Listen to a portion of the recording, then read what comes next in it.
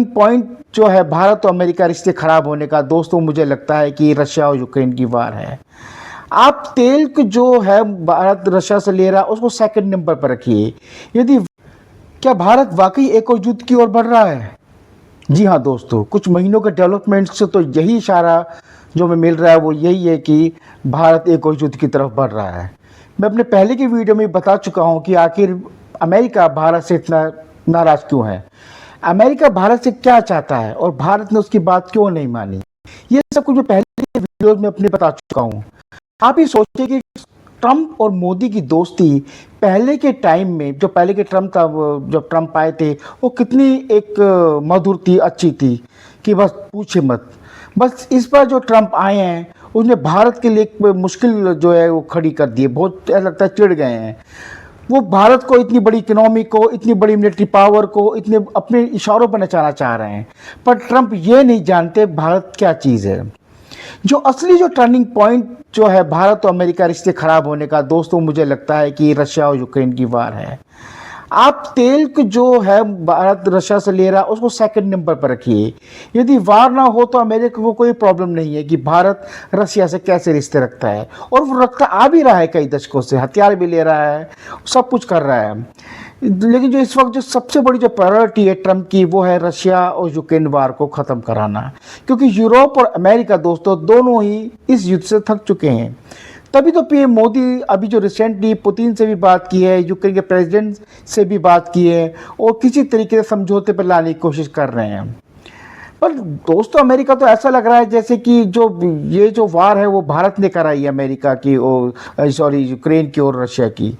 इसलिए वो भारत पर हर तरीके से दबाव बना रहे हैं, टैरिफ का दबाव बना रहे हैं, और एक नया मोहरा जो उन्होंने पाकिस्तान अपने साथ मिला लिया है। इसलिए ट्रंप पाकिस्तान को इतनी हवा दे रहे हैं। उसकी ये भी ख्याल नहीं रहा है कि आखिर असीम मुनीर अमेरिका की धरती से एक न्यूक्लियर वार की धमकी से भी नहीं चूक रहे हैं, और ट्रंप जो है चुप रहकर सब देख रहे हैं। इतना प्रेशर ट्रंप ने भारत पर डाल दिया है कि आप इमेजिन भी नहीं कर सकते।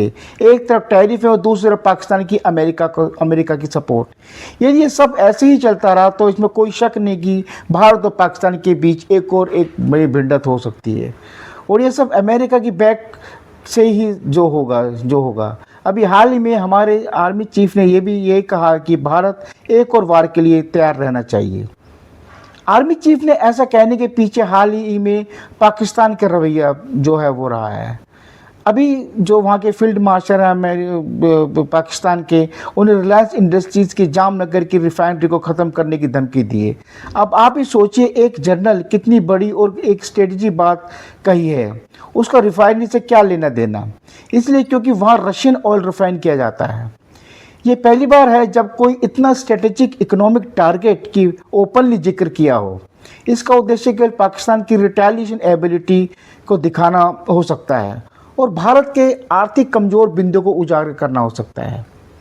इस वक्त दोस्तों कुछ भी हो सकता है। अमेरिका आगे ज़्यादा टैरिफ और रशियन से तेल लेने, और इससे भारत और अमेरिका के रिश्तों में तनाव तो आता ही है। दूसरी तरफ पाकिस्तान के साथ खनिज हाइड्रोकार्बन सहयोग की अमेरिका खोज, इससे इस्लामाबाद की पॉलिटिकली और इकोनॉमिकली को काफ़ी ब्रीथ मिलती है, और काफ़ी अपने आप को एक कंफर्ट महसूस करता है। पाकिस्तान की तरफ से काफ़ी बयानबाजी रही है, जैसे फील्ड मार्शल असीम मुनीर ने कहा है कि हम इंतजार करेंगे कि भारत बांध बनाए, और जैसे ही बनाएगा फिर उसको 10 मिसाइलें से उसे नष्ट कर देंगे।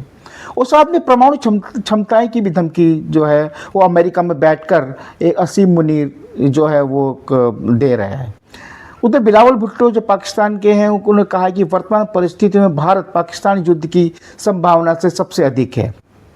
भविष्य किसी भी आतंकवादी घटना की युद्ध के रूप में देखा जाएगा। तो सर, तो अभी हाल में पाकिस्तान ने एक नई जो एक इकाई का भी एक गठन किया है, वो है आर्मी रॉकेट फोर्स कमांड।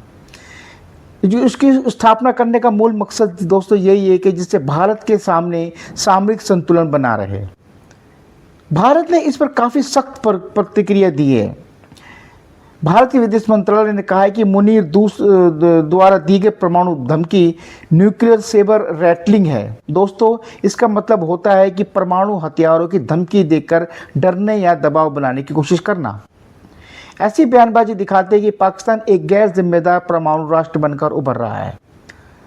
आगे भारत पाकिस्तान की परमाणु ब्लैकमेल के आगे नहीं झुकेगा और अमेरिका की धरती से ऐसी बयानबाजी बहुत ही दुर्भाग्यपूर्ण है दोस्तों। और ट्रंप को ये भी नहीं दिख रहा है कि वो आखिर इतने बड़े जो विश्व की शक्ति है वो किस तरह की बयानबाजी करवा रहे हैं वहाँ से। मुनीर की बयानबाजी भारत और पाकिस्तान के तनाव का एक गलत संकेत बन सकता है।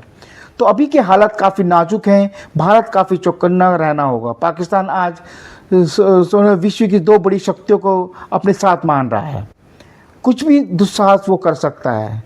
रशिया यूक्रेन वार भी अब रुक जानी चाहिए, जिससे कि भारत के ऊपर से कुछ प्रेशर कम हो सके। Thank you very much.